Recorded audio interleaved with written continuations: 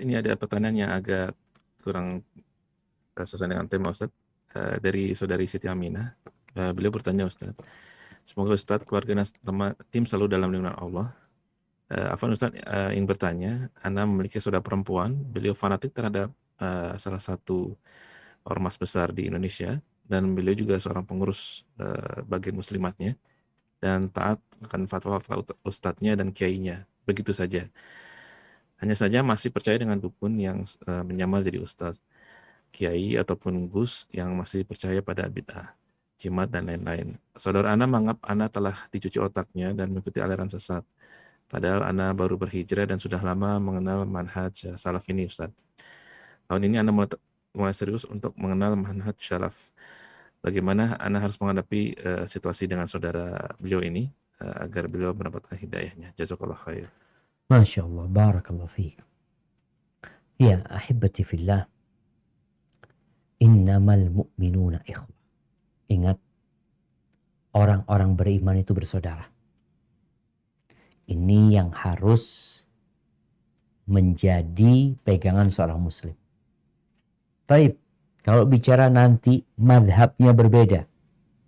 Ada yang madhabnya Hanafi, ada yang madhabnya Maliki, ada yang madhabnya Syafi'i, ada madhabnya Hambali. Tapi tetap dalam satu koridor, yaitu muslim. Perbedaan yang terjadi, nanti mungkin ada lagi perbedaan yang lebih dari itu. Dalam masalah akidah umpamanya. Selama belum keluar dari Islam, mereka adalah saudara. Yang kita perlu saling menasehati. Wa tawassaw bil haq wa tawassaw bis sabr. Seorang muslim beragama itu tidak apa katanya. Ada orang awam yang memang nggak belajar dia, nggak punya waktu untuk belajar. Sehingga cara beragama dia itu dengan bertanya aja sudah minta fatwa. Dan ketika minta fatwa juga harus kepada alim ulama yang dikenal mengajak kepada Allah dan Rasulnya, bukan kepada maunya dia sendiri. Maka tugas seorang adik ketika berdiskusi sama kakaknya, sampaikan kepada kakaknya selalu, "Siap kak, aku sedang belajar. Kalau kakak ada masukan, ada silahkan.